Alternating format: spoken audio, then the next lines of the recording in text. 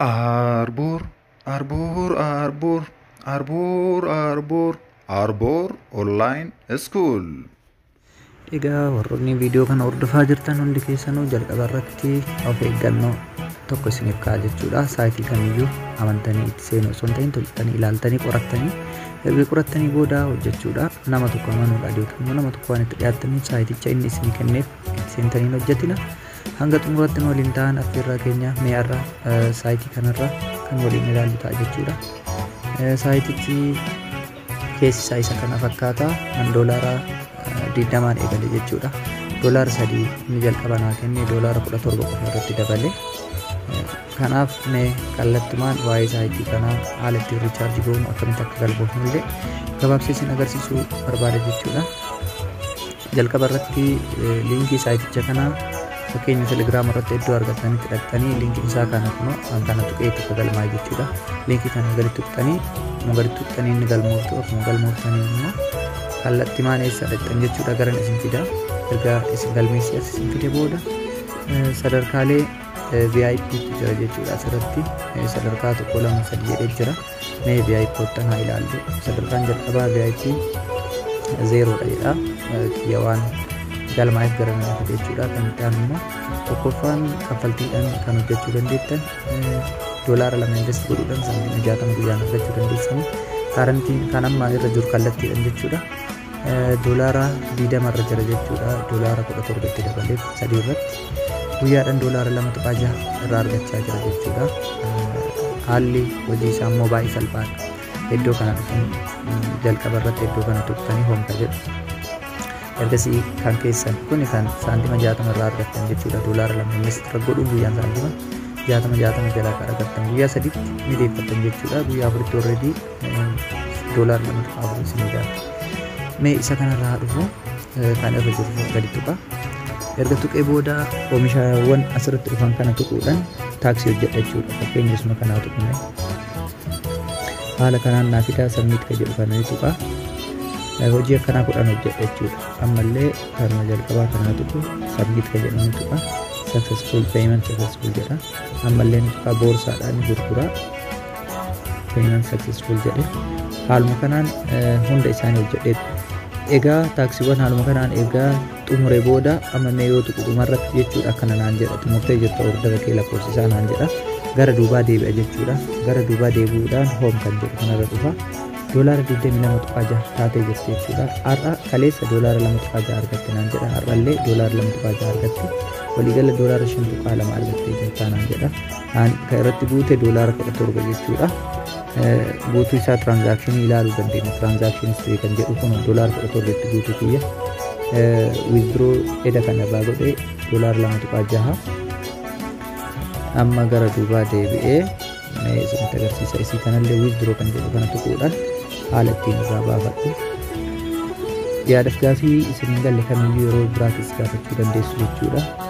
Amma honjeedhaa $2.6 payment password jedha. Egaa passwordii kiyya guutee deebi'ee jira jechuudha. $2.6 jedhee as biratti immootu adreesii irratti baasuudha. Adreesii gadi tuquudhaan iddoo kana adreesicha ni filadha. Kanaaf jira.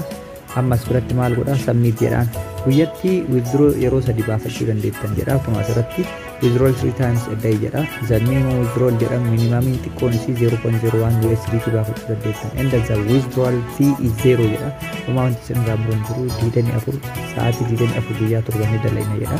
Mee submit jedhu namni kan guutan argatanii application for withdrawal successful jedhe dabarsee jira jechuudha. Viidiyoo kanarraa akkan milkooftan abdii qaba. Wanti ani isin dhaamu ofii keessanii qorannoo irratti adeemsistan malee akka itti hin seenne yookiin immoo an jedheef Arbor online school irratti argattaniif hojii kana akka hin eegalle jechuudha. Hojii qoradhaa egaa hojjettee qorattan booda irraa argadha. Sababni saayitoottan akkanaa kun yeroo gabaabaa qofa qilleensa irra turanii kan cufatan mallaqa keessan invest gootanii kasaaruu dandeessu akkuma argattan jechuudha. Kunoo haala kanaan $20tti deebitee jirti jechuudha. VIP lammaffaa irra jiraachuu keessanii maa $20tti gad deebitee 2.6 sana irraa baafattee jira jechuudha. Mee amma withdrawal transaction detail seenne ilaala. as biratti withdraw kan goonu yoo duraa tokko tureen har'a kun kana qabaases jira unreview jedha hin seenne jechuudha hanga sila amma ajaja waan ta'eef success jedhee jira kun immoo seenee jira jechuudha mee gara Binance deemnee kallattiin ilaallu kan seenee fi kan seenne success kan jedhe sun kan yoom akka ta'e illee asumaan ilaallu jechuudha Binance irra deemnee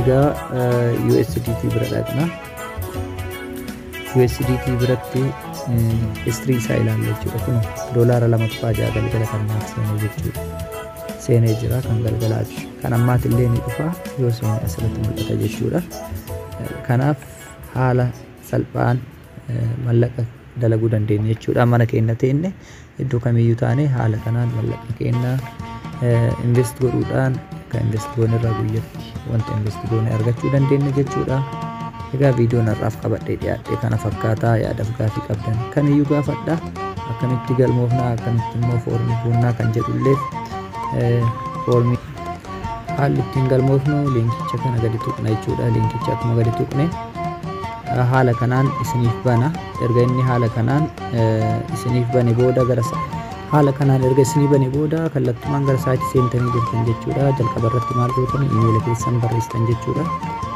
itti aanee mee fakkeenya iimeeluma dura galmaa'een isinitti agarsiisa egaa immoo paaswoordii kennitanii fi egas illee paaswoordii wal fakkaataa kan dura barreessan kennitanii fi itti aanee tiraanzaakshin paaswoordii dijiitii 6 kennitanii fi ammallee dijiitii 6 namni isin beekuu hin danda'u jechuu akka isin hin beeknetti san booda maal gootan kallattiin iddoo kana dhufu register jettanii jechuudha akkuma register gootanii kallattiidhaan gara isin seensa jechuudha gara loogiinii isin seensa jechuudha gara loogiin erga isin seensisee booda iimeelaa fi paaswoordii keessan kan dura barreessitan san as fiddaniitiin asirratti guuttan jechuudha erga isaan san as fiddanii asirratti guuttanii booda maal gootanii fakkeenyame ittiin dhufee kiyyaa galmaa isa kana egaa ni barreessitu jechuudha haala kanaan erga barreessitanii xumurtanii booda maal gootan loogiin jettanii shiitana tuquudhaan loogiin akkuma jettaniin kallattiin gara isin fida gara saayitichaatti isin seensisa jechuudha success jedheetiin kallattiin gara saayitichaatti isin seensisa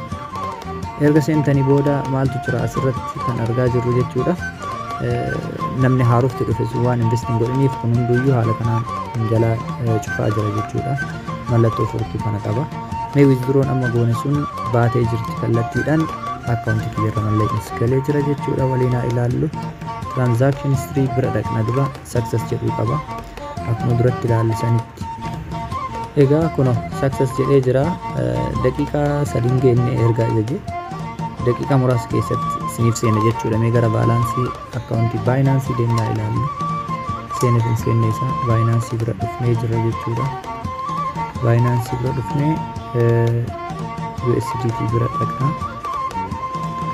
USDT biratti oloofuudhaan $2.6 dura takka ture kuno seenee jira jechuudha guyyaan 7 jiini 9/2022 kun immoo guyyaan 7 jiini 9/2023 halkan keessa sa'aatii 5 irratti kun immoo amma barii keessa ganama sa'aatii 4 daqiiqaa 20 irratti jechuudha kana fakkaata yaadaaf gaafii qabdan kamiyyuu na gaafadhaa an Arbor Online School irraa Khalil ture jechuudha yaadaaf gaafii komii qabdan kamiyyuu